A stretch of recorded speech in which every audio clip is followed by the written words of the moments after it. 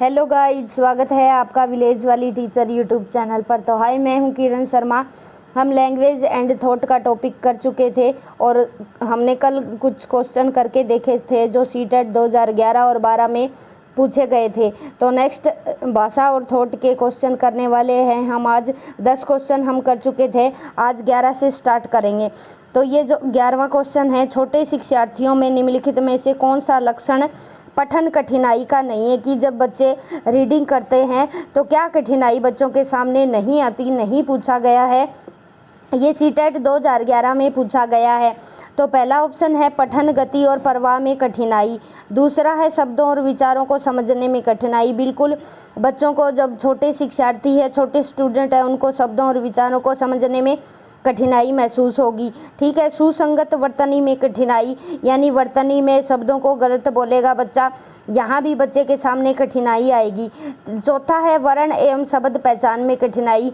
छोटे बच्चे हैं तो इन्हें वर्ण और शब्द पहचानने में भी कठिनाई होगी।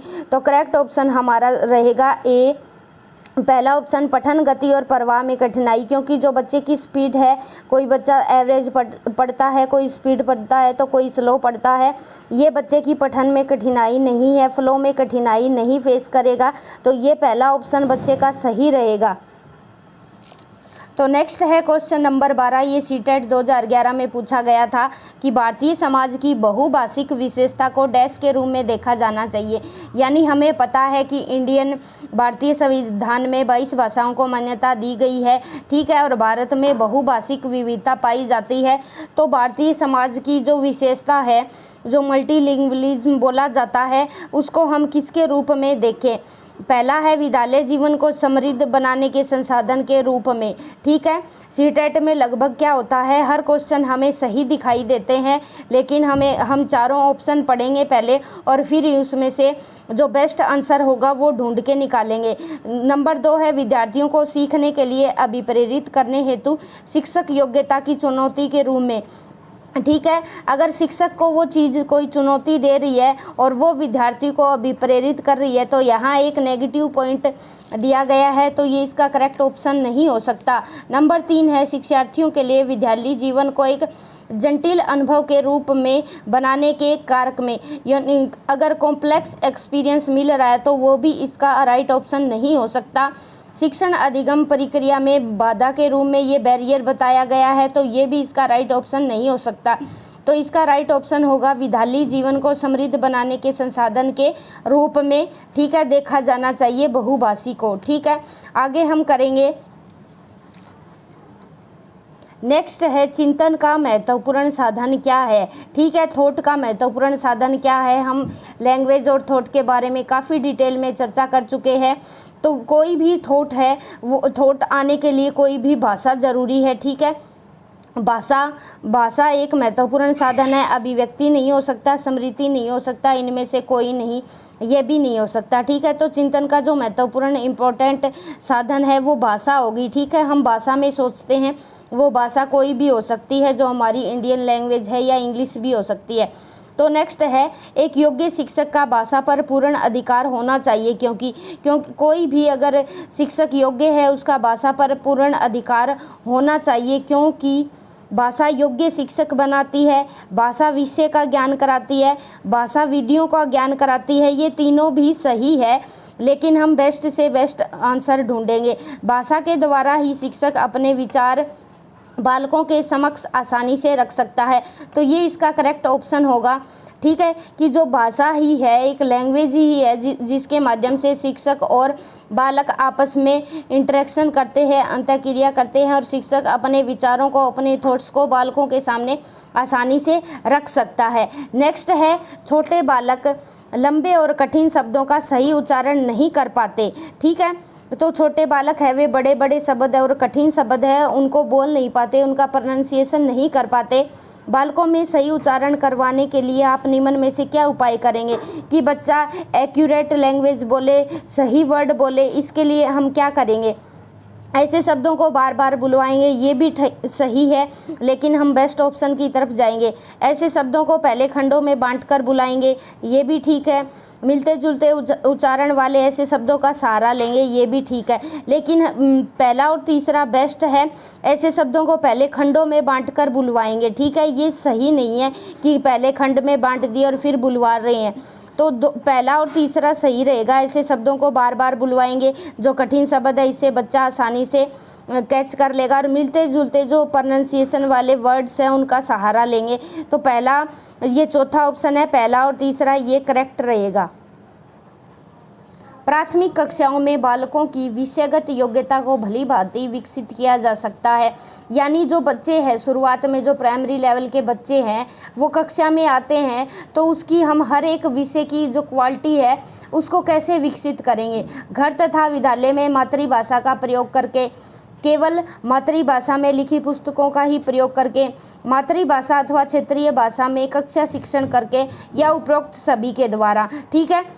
तो हम बच्चे का इम्प्रूवमेंट कैसे करेंगे? मातृभाषा और अथवा क्षेत्रीय भाषा में कक्षा में शिक्षण करके, ठीक है। अगर बच्चा प्राइमरी क्लास का है तो शुरू में आते ही हम इंग्लिश में बात करने लगे बच्चे के साथ, तो बच्चा कुछ भी सीख नहीं पाएगा, ठीक है। उसमें हेजिटेशन के गुण क्रिएट हो जाएंगे। अगर हम बच्चे को उसकी मदर लैंग्वेज के बारे में जान के, और जो फील्ड रीजनल लैंग्वेज है उसी भाषा में कक्षा में शिक्षण करवाएं, तो बच्चा कंफर्टेबल भी महसूस करेगा और सीखने के लिए ललायित होगा, ठीक है। तो प्राथमिक कक्षाओं की बात हो रही है, तो मदर टंग और रीजनल लैंग्वेज में ही कक्षा में शिक्षण करवाएं, तो जो बच्चा है उसमें हर विषय में बच्चे में क्वालिटी को इम्प्रूव किया जा सकता है। नेक्स्ट है, किसी बालक के भाषाई विकास में प्राक भाषा की पहली अवस्था क्या है? ये हम पहले कर चुके हैं पिछली वीडियो में कि जो सबसे पहले बच्चा क्या है, ठीक है। प्राक भाषा जो वर्ड बोलता है उसकी पहली अवस्था क्या है? रुदन मचाना या क्रंदन करना एक ही बात है, ठीक है। कई जगह रुदन भी दे दिया होगा और कई जगह क्रंदन भी दे दिया होगा, ठीक है। मैं पहले करवा चुकी हूँ आपको, क्रंदन भी करता है बच्चा, ठीक है। ये पहली अवस्था होती है। फिर आगे नेक्स्ट क्या है? एक व्यक्ति में प्रभावी श्रवण निम्नलिखित किस परिस्थिति में समाप्त हो जाता है, ठीक है। कि बच्चा अच्छे से नहीं सुन सकता। एक व्यक्ति में प्रभावी श्रवण निम्नलिखित किस परिस्थिति में समाप्त हो जाता है, यानी खत्म हो जाता है, एंड हो जाता है? बाधक व्यक्तित्व के कारण, उत्तेजक भाषा के फलस्वरूप, शाब्दिक संघर्ष के कारण, प्रेषक पक्ष से संबंधित कारण, ठीक है। जो बाधक पर्सनैलिटी है उसके कारण है। कई बार बच्चा क्या है, सुन नहीं पाता, अच्छे से लिसन नहीं कर पाता। इसके कारण बच्चे में किसी भी परिस्थिति में जो सुनने का कौशल है वो बच्चे में समाप्त हो सकता है। ये नहीं होगा कि जो फास्ट है, जो बोलने वाला है, वक्ता है, वो फास्ट बोल रहा है, इसके कारण बच्चा उसको सुनना बंद कर देगा। शाब्दिक संघर्ष के कारण बंद कर देगा, ठीक है। और प्रेषक पक्ष से संबंधित कारण, ये भी नहीं हो सकता कि प्रेषक है वो अपना ही बार बार अपना पक्ष रख रहा है, इसके कारण बंद कर देगा, ठीक है। कई बार ऐसे गुण क्रिएट हो सकते हैं। बाधक व्यक्तित्व के कारण है कि एक प्रभावी श्रवण की जो कंडीशन है वो समाप्त हो जाती है। नेक्स्ट है, प्राथमिक कक्षाओं में बच्चों का वाचन अभ्यास कराया जाता है। हमें पता है कि जो प्राथमिक कक्षाएं हैं उनमें सहस्वर वाचन करवाया जाता है। वाचन दो प्रकार के होते हैं, ये हिंदी में भी होते हैं, ठीक है। ये हिंदी पेडागोजी में पूछी जाती है। एक होता है सहस्वर वाचन, ठीक है, सहस्वर वाचन होता है, और दूसरा होता है मौन वाचन। सहस्वर वाचन छोटी कक्षाओं के लिए उपयोगी होता है। एक बच्चा बोलता है और बाकी सभी उसके पीछे पीछे बोलते हैं। तो छोटी कक्षाओं में बच्चे सहस्वर वाचन करते हैं और बड़ी कक्षा का बच्चा मौन वाचन करेगा। तो प्राथमिक कक्षाओं में बालकों का वाचन अभ्यास कैसे करवाया जाता है? एक निर्धारित पाठ्य पुस्तक की सहायता से। ज़रूरी नहीं है कि एक बुक हमने फिक्स कर ली उसी के आधार पर हम बच्चे को वाचन करवा रहे हैं। प्रत्येक बालक द्वारा उच्च ध्वनि में पाठ की पुनरावृत्ति करके, ये नहीं कि बच्चे को हम लाउडली बुलवाए जा रहे हैं, ठीक है, और बार बार उसी की रिपीटेशन चल रही है, इससे भी नहीं हो सकता। मातृभाषा की पुस्तकों द्वारा हमें बेस्ट ऑप्शन की तरफ जाना है। सीटेट में हमेशा हमें चारों आंसर सही दिखेंगे, लेकिन हम चारों आंसर अच्छे से पढ़ के फिर ही उस पर आंसर करेंगे। बालकों को भाषा संबंधी अनुभव प्रदान करके, ये सबसे बेस्ट ऑप्शन है कि कोई भी लैंग्वेज है उससे रिलेटेड हम बच्चे को एक्सपीरियंस देंगे, ठीक है, कि इस भाषा को ऐसे पढ़ा जाता है। अगर हिंदी है तो पहले स्वर सिखाएंगे, व्यंजन सिखाएंगे, और इंग्लिश में अल्फ़ाबेट सिखाएंगे बच्चे को। फिर उसके जो एक्सपीरियंस है वो देकर बच्चों को फिर हम वाचन का अभ्यास करवाएंगे, पढ़ने का अभ्यास करवाएंगे, ठीक है, याद रखेंगे। तो नेक्स्ट आगे बढ़ जाते हैं। ये हम कर चुके हैं पिछली वीडियो में। स्मिथ के अनुसार 5 वर्ष की आयु में बालकों के शब्द भंडार की संख्या लगभग होती है कि बच्चा जो है 5 साल की एज में है तो 1580 वर्ड बोल लेता है, ठीक है, याद रखेंगे 1580 वर्ड बोल लेगा बच्चा। 5 साल का है तो ये अप्रोक्सीमेट है, यानी अगर 5 साल का बच्चा है तो इतने वर्ड बोलेगा ही बोलेगा।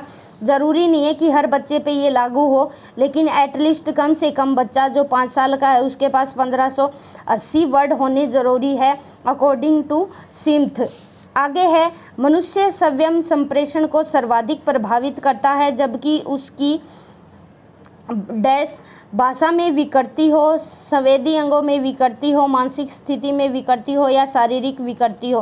कि जो बोल रहा है, जो मनुष्य जो बोल रहा है, कम्युनिकेट कर रहा है, उसको सबसे ज़्यादा कौन सी कंडीशन प्रभावित करेगी, ठीक है, भाषा में विकृति, भाषा में कोई डिसऑर्डर है, ठीक है, लैंग्वेज बोलनी नहीं आ रही, अगर किसी को भी लैंग्वेज का ज्ञान नहीं है, ठीक है, तो वहाँ सबसे ज़्यादा जो कम्युनिकेशन स्किल है वहाँ डिसऑर्डर आएगा। लैंग्वेज में कोई डिसऑर्डर है तो उसके कारण जो मनुष्य है वो कम्युनिकेट नहीं कर पाएगा। संवेदी अंगों में विकृति हो, सेंसेस में विकृति हो, ये कोई ज़रूरी नहीं है, ठीक है, शारीरिक विकृति हो, फिजिकल डिसऑर्डर है, इसके कारण नहीं कर पा रहा, नहीं, बहुत सारे हमने ऐसे देखे हैं विकलांग होते हैं शारीरिक रूप से लेकिन उनकी कम्युनिकेशन स्किल बड़ी बेस्ट होती है। मानसिक स्थिति में विकृति हो, ये भी कोई ज़रूरी नहीं है कि मानसिक कोई डिसऑर्डर है, मेंटली कोई डिसऑर्डर है, उसके कारण कम्युनिकेशन स्किल उसकी बेस्ट नहीं है, ठीक है। तो सबसे बेस्ट ऑप्शन होगा भाषा में डिसऑर्डर के कारण व्यक्ति है, जो इंसान है वो अच्छे से कम्युनिकेट नहीं कर पाता, सबसे ज़्यादा इफेक्टेड लैंग्वेज ही करती है, क्योंकि अगर उसको लैंग्वेज का ज्ञान नहीं है, ठीक है, अगर हम रशिया में चले जाए तो हमें रशियन बोलनी नहीं आती तो हम वहाँ के लोगों के साथ कैसे कम्युनिकेट करेंगे। तो लैंग्वेज का डिसऑर्डर है, वहाँ पर हमें वो लैंग्वेज आ ही नहीं रही तो हम अपने शब्दों को, विचारों को कैसे दूसरों के सामने रख सकते हैं, ठीक है। तो सबसे बेस्ट ऑप्शन यही होगा। अशुद्ध उच्चारण सुधारा जा रहा है। अगर कोई बच्चा है वो एक्यूरेट वर्ड नहीं बोल रहा तो हम बच्चे को कैसे सुधार सकते हैं। पुनरावृत्ति द्वारा बिल्कुल रिपीटेशन करवा के सुधार सकते हैं। समानता वाले शब्दों का उच्चारण करवा कर जो सेम साउंड वाले वर्ड है, ठीक है, उनके प्रोनाउंसिएशन के द्वारा हम बच्चे को सुधरवा सकते हैं। शब्दों को खंडों में बांटकर, जैसे कमल है, कै, मैं, ले, ठीक है, ऐसे खंडों में बांट के फिर जोड़ के ऐसे बच्चों को कमल लिख दिया, ठीक है, ऐसे समझा सकते हैं। और ये सभी सही होगा कि बच्चा कोई भी वर्ड अशुद्ध बोल रहा है तो उसको हम इन तीनों मेथड से बच्चे के एक्यूरेट प्रोनाउंसिएशन पर ध्यान दे सकते हैं, ठीक है। नेक्स्ट है, कक्षा में शिक्षण के दौरान विचार संप्रेषण को उद्देश्यपूर्ण बनाने हेतु अध्यापक को चाहिए कि, ठीक है, जो थॉट प्रोसेसिंग है, जो कम्युनिकेशन स्किल है, उसको अध्यापक अच्छा कैसे बना सकता है। विषय वस्तु का अच्छा अध्ययन करे, यानी जो टीचर पढ़ा रहा है उसको अच्छे से अध्ययन करे तब होगा। पहले बालकों को ग्रहण करने हेतु तत्पर करे, रेडी करे, ये भी हो सकता है। बालकों को डांटकर शांत कर दे, ये नहीं होगा, बिल्कुल ही नेगेटिव है। बालकों को भी संप्रेषण में सहभागी बनाए, तो ये बेस्ट ऑप्शन रहेगा कि हम टीचर भी साथ साथ बोले और बच्चों को भी वहाँ पर इंक्लूड करें, ठीक है, संप्रेषण में, कम्युनिकेशन करने में। अगर बच्चा टीचर है वो बच्चों को भी इसमें शामिल कर रहा है, उनको कम्युनिकेशन स्किल सिखा रहा है, सहभागी बना रहा है, तो इससे बच्चे को लैंग्वेज भी आएगी और बच्चे कम्युनिकेट भी कर पाएंगे, ठीक है। तो नेक्स्ट है, आगे बढ़ जाते हैं। किसी बालक में भाषा विकास की दूसरी अवस्था है। दूसरी अवस्था भी हमने पढ़ी थी, यहाँ बच्चा है शब्द भंडार का निर्माण करेगा, ठीक है। जैसे कर्दन के बाद क्या है बच्चा, रुदन के बाद क्या करेगा, माँ, दा, ठीक है, या दी, कुछ भी वर्ड बोलेगा यहाँ बच्चा, ठीक है। ये सेकंड स्टेज होती है, शब्द भंडार का निर्माण होता है यहाँ। फिर आगे इन शब्दों को मिला के, जैसे अपने ही शब्दों की जब पुनरावृत्ति करता है तो माँ, माँ को मिलाता है तो मामा बन जाता है, दादा को मिलाता है तो दादा बन जाता है। ठीक है, याद रख लेना। ये दूसरी अवस्था है। पहली अवस्था है क्रंदन और दूसरी अवस्था है शब्द भंडार का निर्माण करता है। बच्चा अपने ही शब्दों की पुनरावृत्ति करता है, रिपीटेशन करता है। ठीक है, बालक निम्न में से किसके द्वारा अपनी भाषा को ठीक प्रकार सीख सकते हैं? ठीक है, बेस्ट ऑप्शन की तरफ जाएंगे। याद करके बिल्कुल नहीं, रट्टा लगा के नहीं सीख सकते। वाचन द्वारा, हाँ, बार बार बच्चा पढ़ रहा है, वाचन कर रहा है, साइलेंट रीडिंग कर रहा है, लोड रीडिंग कर रहा है। ठीक है, उसके द्वारा बच्चा प्रयास द्वारा, हाँ, प्रयास करना पड़ेगा सवे करके। ठीक है, ये सवे करके भी बच्चा सीख सकता है। लेकिन जो छोटी स्टेज में बच्चा है, भाषा को वाचन द्वारा बार बार बच्चा जिस भाषा को बोलेगा उसी भाषा को बच्चा आसानी से सीख पाएगा। तो ये थे कुछ क्वेश्चन जो लैंग्वेज और थॉट से जुड़े थे। नेक्स्ट वीडियो में भी हम करेंगे कुछ और क्वेश्चन। ठीक है, bye bye, thanks for watching.